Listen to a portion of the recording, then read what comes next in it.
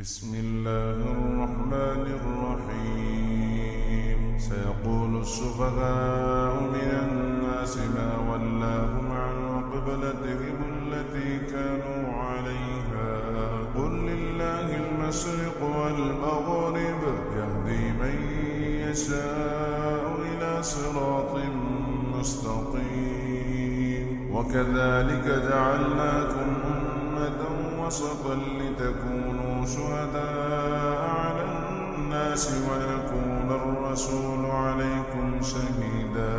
وما جعلنا القبلة التي كنت عليها إلا لنعلم من يتبع الرسول ممن ينقلب على عقبيه وإن كانت لكبيرة إلا على الذين هدى الله وما كان الله ليضيع إيمانكم إن الله بالناس لرءوف رحيم. قد نرى تقلب وجهك في السماء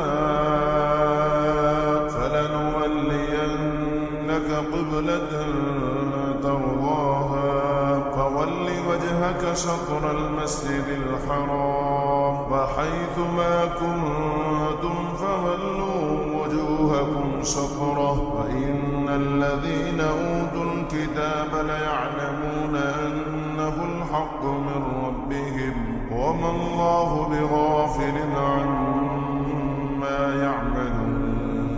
ولئن أتيت الذين أوتوا الكتاب بكل آية ما تبعوا قبلتك وما أنت بتابع قبلتهم وما بعضهم بتابع قبلة بعض ولئن اتبعت أهواءهم من بعد ما جاءك من العلم إنك إذا لمن الظالمين.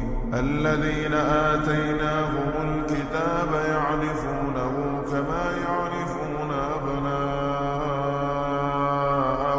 وإن فريقا منهم ليكتمون الحق وهم يعلمون. الحق من ربك فلا تكونن من الممترين. ولكل وجهة هو موليها فاستبقوا الخيرات أينما تكونوا يأت بكم الله جميعا إن الله على كل شيء قدير. ومن حيث خرجت فول وجهك شطر المسجد الحرام وإنه للحق من ربك وما الله بغافل عما تعملون. ومن حيث خرجت فول وجهك شطر المسجد الحرام وحيث ما كنتم فولوا وجوهكم شطره لئلا يكون للناس عليكم حجة إلا الذين ظلموا منهم فلا تخشوهم واخشوني ولأتم نعمتي عليكم ولعلكم تهتدون. كما أرسلنا فيكم رسولا منكم يتلو عليكم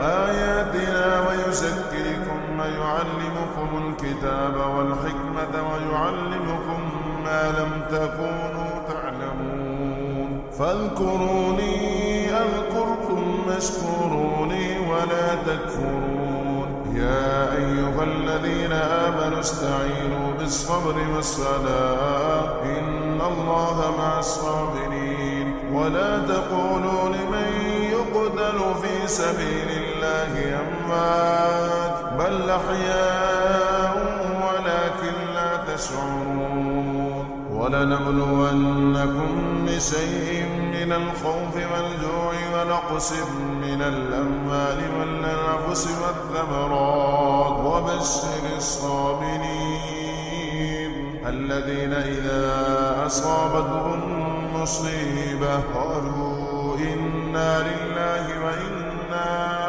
إليه راجعون. أولئك عليهم صلوات من ربهم ورحمة وأولئك هم المهتدون. الصفا والمروة من شعائر الله، فمن حج البيت أو اعتمر فلا جناح عليه أن يطوف بهما، ومن تطوع خيرا فإن الله شاكر عليم. إن الذين يكتمون ما أنزلنا من البينات والهدى من بعد ما بيناه للناس في الكتاب أولئك يلعنهم الله ويلعنهم اللاعنون، إلا الذين تابوا وأصلحوا وبينوا فأولئك أتوب عليهم وأنا التواب الرحيم. إن الذين كفروا وماتوا وهم كفار أولئك عليهم لعنة الله والملائكة والناس أجمعين خالدين فيها لا يخفف عنهم العذاب ولا هم ينظرون. وإلهكم إله واحد لا إله إلا هو الرحمن الرحيم. إن في خلق السماوات والأرض واختلاف الليل والنهار والفلك التي تجري في البحر بما ينفع الناس وما أنزل الله من السماء من ماء فأحيا به الأرض بعد موتها وبث فيها من كل دابة وتصريف الرياح والسحاب المسخر بين السماء والأرض لآيات لقوم يعقلون. ومن الناس من يتخذ من دون الله أندادا يحبونهم كحب الله والذين آمنوا أشد حبا لله. ولو يرى الذين ظلموا إذ يرون العذاب أن القوة لله جميعا وأن الله شديد العذاب. إذ تبرأ الذين اتبعوا من الذين اتبعوا ورأوا العذاب وتقطعت بهم الأسباب. وقال الذين اتبعوا لو أن لنا كرة فنتبرأ منهم كما تبرأوا منا كذلك يريهم الله أعمالهم حسرات عليهم وما هم بخالدين من النار. يا أيها الناس كلوا مما في الأرض حلالا طيبا ولا تتبعوا خطوات الشيطان إنه لكم عدو مبين. إنما يأمركم بالسوء والفحشاء وأن تقولوا على الله ما لا تعلمون. وإذا قيل لهم اتبعوا ما أنزل الله قالوا بل نتبع ما ألفينا عليه آباءنا أولو كان آباؤهم لا يعقلون شيئا ولا يهتدون. ومثل الذين كفروا كمثل الذي ينعق بما لا يسمع إلا دعاء ونداء صم بكم عمي فهم لا يعقلون. يا أيها الذين آمنوا كلوا من طيبات ما رزقناكم واشكروا لله إن كنتم إياه تعبدون.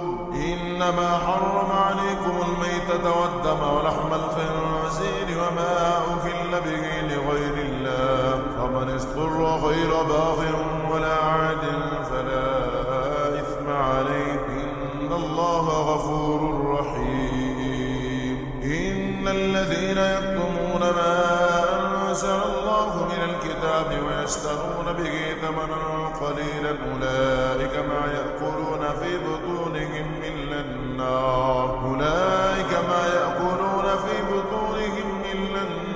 ولا يكلمهم الله يوم القيامة ولا يزكيهم ولهم عذاب أليم. أولئك الذين اشتروا الضلالة بالهدى والعذاب بالمغفرة فما أصبرهم على النار ذلك بأن الله نزل الكتاب بالحق وإن الذين اختلفوا في الكتاب لفي شقاق بعيد.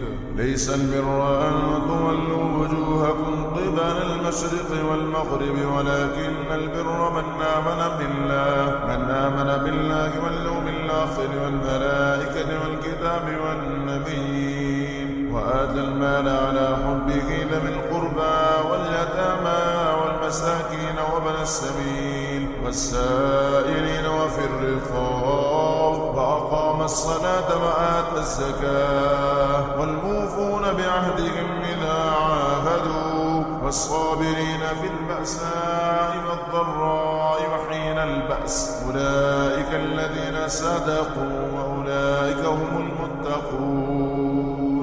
يا أيها الذين آمنوا كتب عليكم القصاص في القتلى الحر بالحر والعبد بالعبد والأنثى بالأنثى فمن عفي له من أخيه شيء فاتباع بالمعروف وأداء إليه بإحسان ذلك تخفيف من ربكم ورحمة فمن اعتدى بعد ذلك فله عذاب أليم.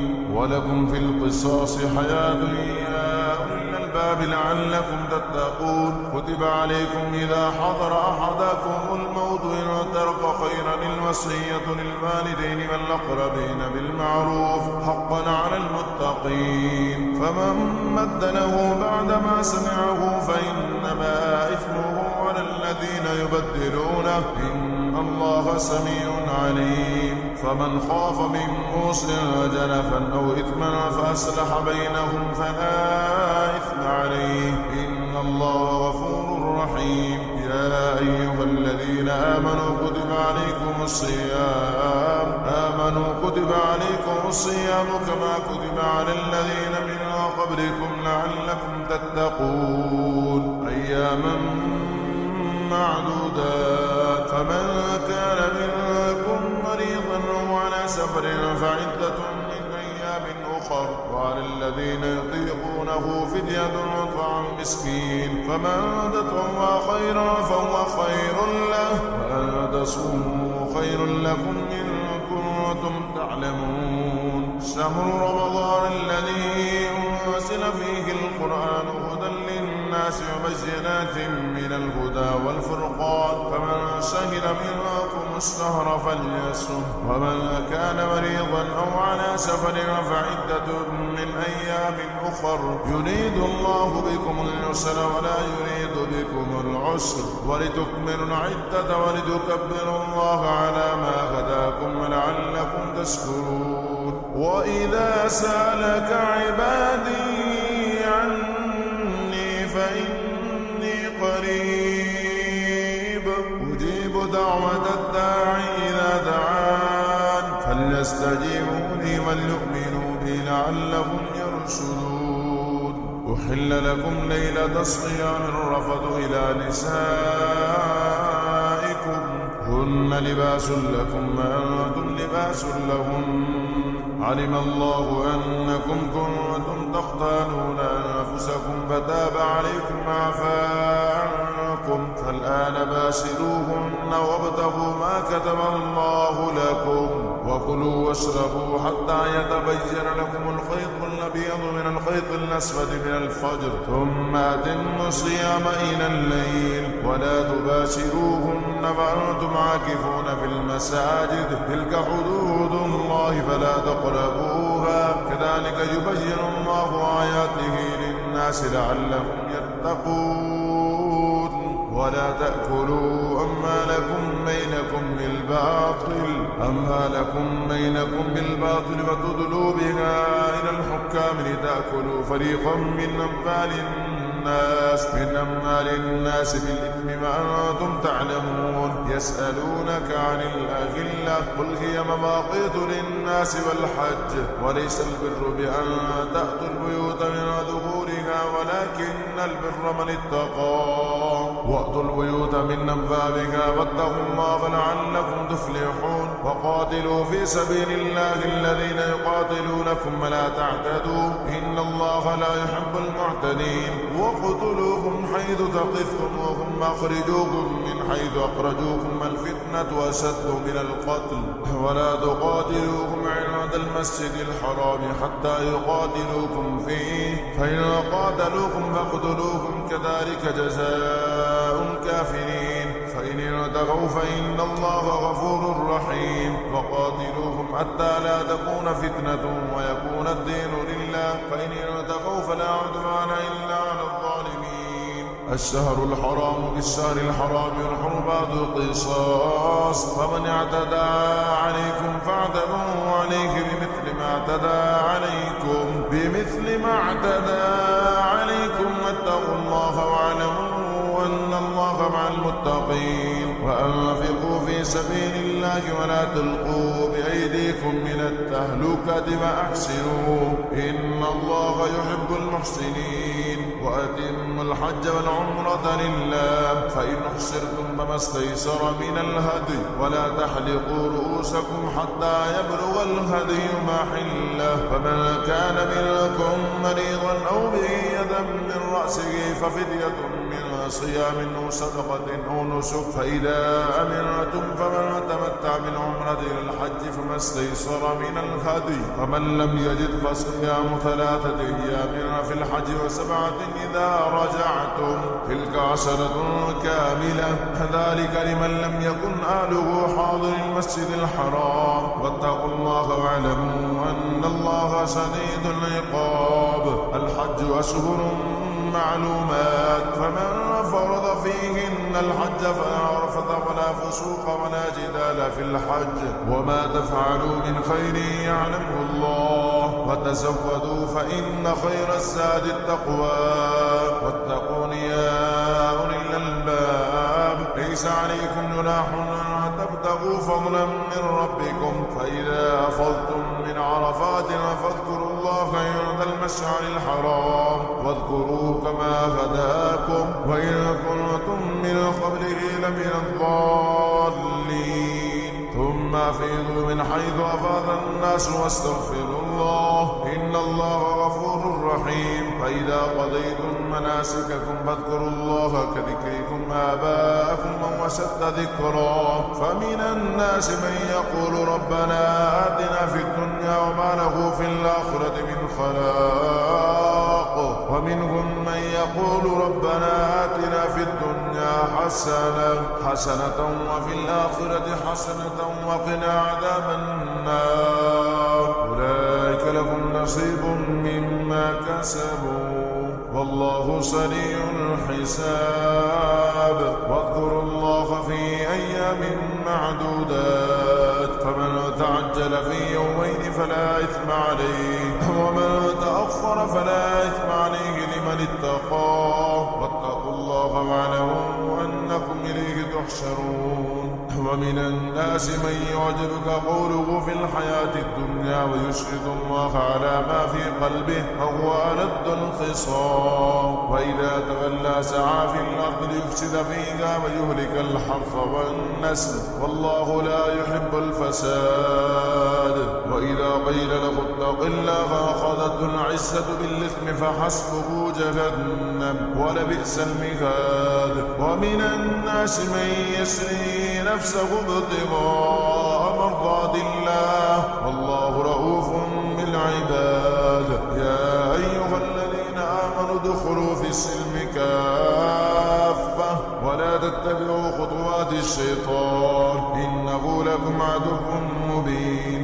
فإن زللتم من بعد ما جاءتكم البينات فاعلموا أن الله عزيز حكيم. هل ينظرون إلا أن يأتيهم الله في ظلل من الغمام والملائكة وقضي الأمر وإلى الله ترجع الأمور. سل بني إسرائيل كم آتيناهم من آية بينة ومن يبدل نعمة الله من بعد ما جاءته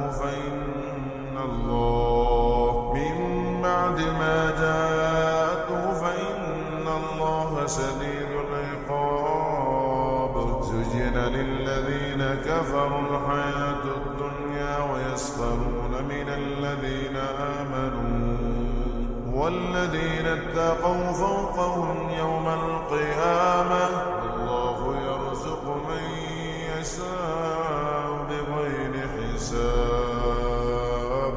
كان الناس أمة واحدة فبعث الله النبيين مبشرين ومنذرين وأنزل معهم الكتاب بالحق ليحكم بين الناس فيما اختلفوا فيه وما اختلف فيه إلا الذين أوتوه من بعد ما جاءتهم البينات بغيا بينهم فهدى الله الذين آمنوا لما اختلفوا فيه من الحق بإذنه والله يهدي من يشاء إلى صراط مستقيم. أم حسبتم أن تدخلوا الجنة ولما يأتكم مثل الذين خلوا من قبلكم مستهم البأساء والضراء وزلزلوا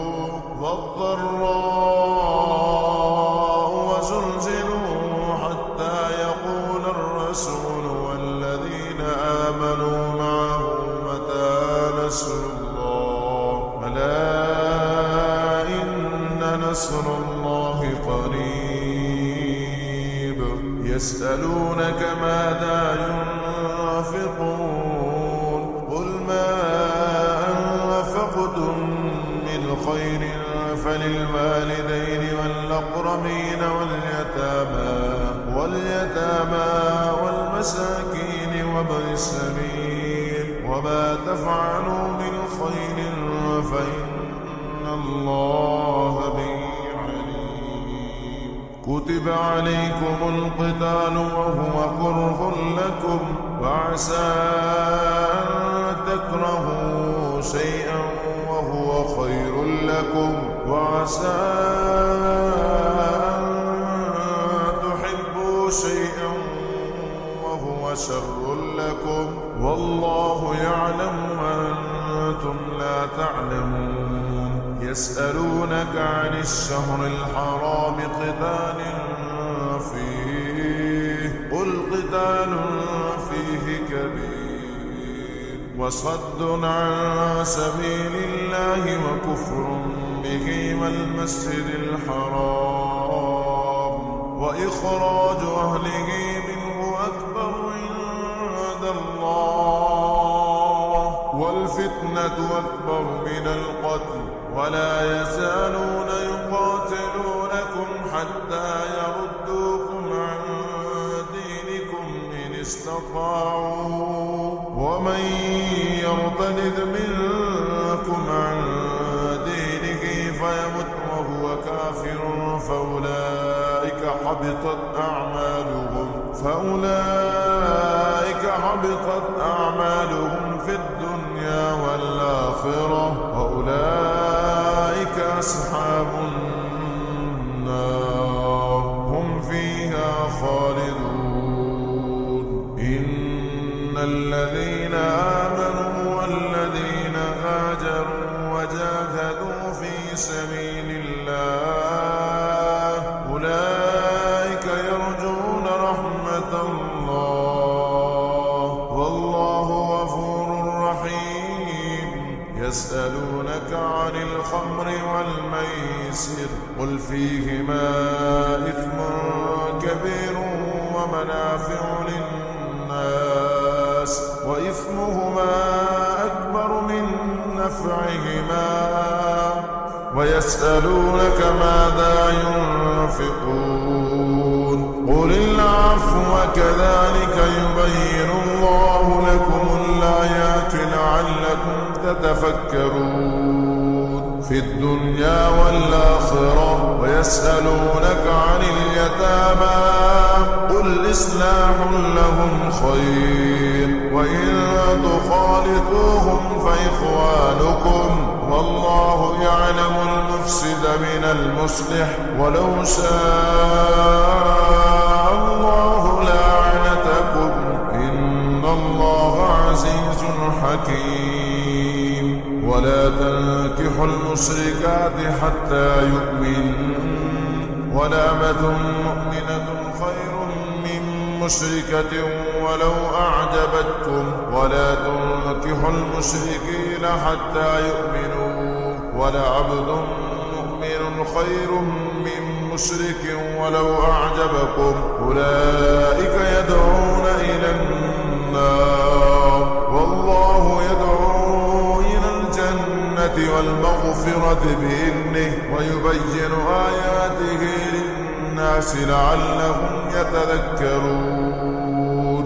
ويسألونك عن المحيض قل هو أذى فاعتزلوا النساء في المحيض ولا تقربوهن حتى يطهرن فإذا تطهرن فأتوهن من حيث أمركم الله إن الله يحب التوابين ويحب المتطهرين.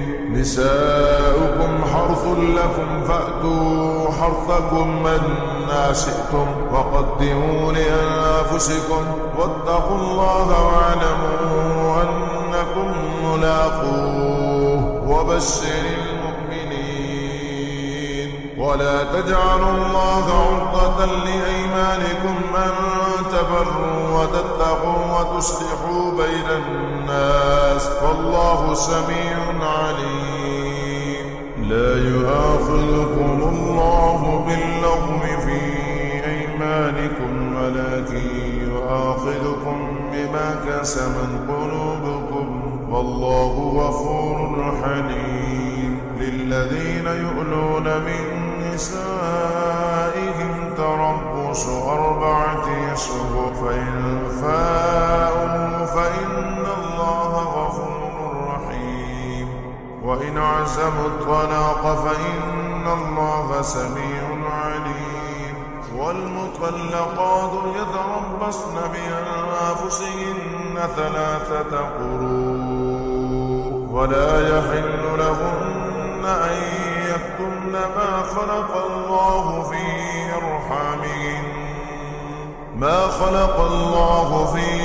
أرحامهن إن كن يؤمن بالله واليوم الآخر وبعولتهن أحق بردهن في ذلك إن أرادوا إصلاحا ولهن مثل الذي عليهن بالمعروف وللرجال عليهن درجة والله عزيز حكيم. الطلاق 2 فإمساك بمعروف أو تسريح بإحسان. ولا يحل لكم أن تأخذوا مما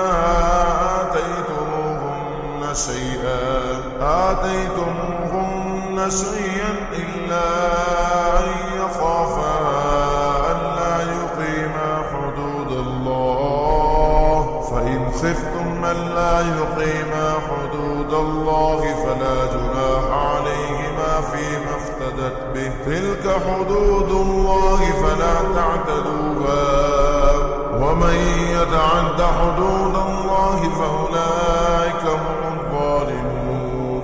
فإن طلقها فلا تحل له من بعد حتى تنكح زوجا غيره فإن طلقها فلا جناح عليهما أن يتراجعا إن ظنا أن يقيما حدود الله وتلك حدود الله يبينها لقوم يعلمون.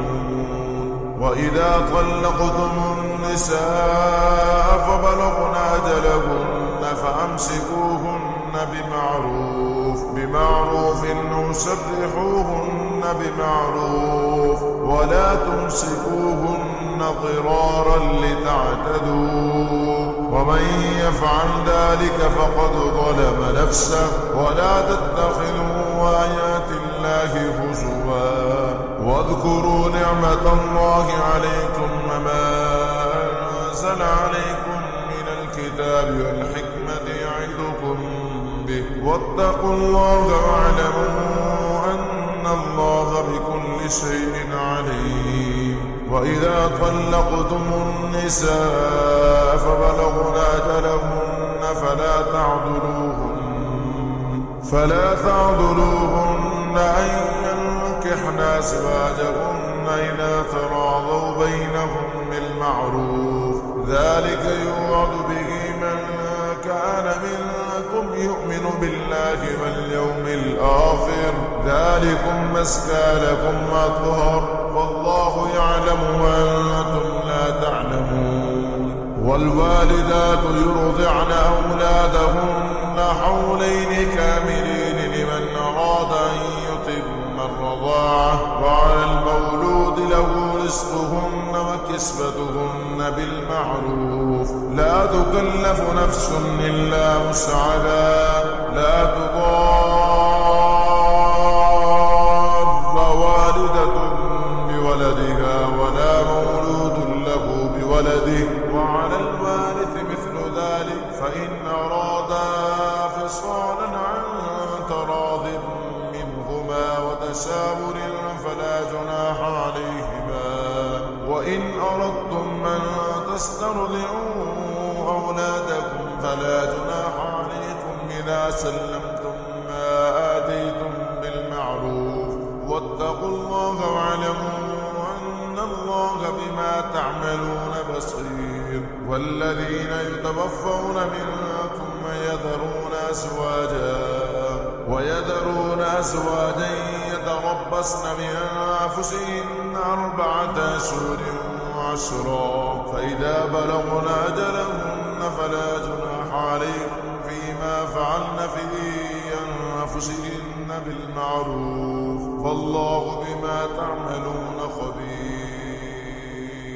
ولا جناح عليكم فيما عرضتم به من خطبة النساء أو أكننتم في أنفسكم علم الله أنكم ستذكرونهن ولكن لا تواعدوهن سرا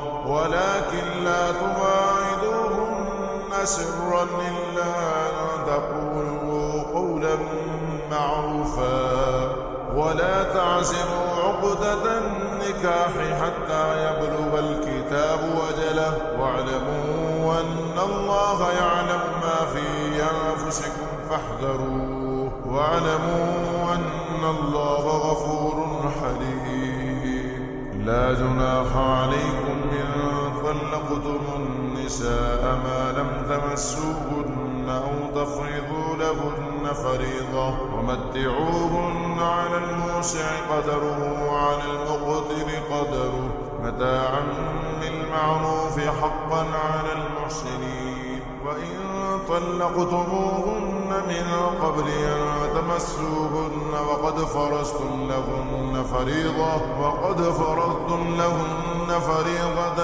فنصف ما فرضتم إلا أن يعفون أو يعفو الذي بيده عقدة النكاح وأن تعفوا أقرب للتقوى ولا تنسوا الفضل بينكم إن الله بما تعملون بصير حافظوا على الصلوات والصلاة الوسطى وقوموا لله قانتين فإن خفتم فرجالا أو ركبانا فإذا أمنتم فاذكروا الله كما علمكم ما لم تكونوا تعلمون والذين يتوفون منكم ويذرون أزواجا وصية لأزواجهم متاعا إلى الحول غير إخراج فإن خرجن فلا جناح عليكم فيما فعلن في أنفسهن من معروف والله عزيز حكيم. وللمطلقات متاع بالمعروف حقا على المتقين كذلك يبين الله لكم آياته لعلكم تعقلون. ألم تر إلى الذين خرجوا من ديارهم وهم ألوف حذر الموت فقال لهم الله موتوا ثم أحياهم إن الله لذو فضل على الناس ولكن أكثر الناس لا يشكرون. وقاتلوا في سبيل الله واعلموا أن الله سميع عليم. من ذا الذي يقرض الله قرضا حسنا فيضاعفه له أضعافا كثيرة والله يقبض ويبسط وإليه ترجعون. ألم تر إلى الملأ من بني إسرائيل من بعد موسى إذ قالوا لنبي له ابعث لنا ملكا نقاتل في سبيل الله قال هل عسيتم إن كتب عليكم القتال ألا تقاتلوا قالوا وما لنا ألا نقاتل في سبيل الله وقد أخرجنا من ديارنا وأبنائنا فلما كتب عليهم القتال تولوا إلا قليلا منهم والله عليم بالظالمين. وقال لهم نبيهم إن الله قد بعث لكم طالوت ملكا قالوا أنى يكون له الملك علينا ونحن أحق بالملك منه ولم يؤت سعة من المال قال إن الله اصطفاه عليكم وزاده بسطة في العلم والجسم والله يؤتي ملكه من يشاء والله واسع عليم. وقال لهم نبيهم إن آية ملكه أن يأتيكم التابوت فيه سكينة من ربكم وبقية مما ترك آل موسى وآل هارون تحمله الملائكة إن في ذلك لآية لكم إن كنتم مؤمنين. فلما فصل طالوت بالجنود قال إن الله مبتليكم بنهر فمن شرب منه فليس مني ومن لم يطعمه فإنه مني إلا من اغترف غرفة بيده فشربوا منه إلا قليلا منهم فلما جاوزوه والذين آمنوا معه قالوا لا طاقة لنا اليوم بجالوت وجنوده قال الذين يظنون أنهم ملاقوا الله كم من فئة قليلة غلبت فئة كثيرة بإذن الله والله مع الصابرين. ولما برزوا لجالوت وجنوده قالوا ربنا أفرغ علينا صبرا وثبت أقدامنا وانصرنا على القوم الكافرين فهزموهم بإذن الله. وقتل داود جالوت فآتاه الله الملك والحكمة وعلمه مما يشاء ولولا دفع الله الناس بعضهم ببعض لفسدت الأرض ولكن الله ذو فضل على العالمين. تلك آيات الله نتلوها عليك بالحق وإنك لمن المرسلين.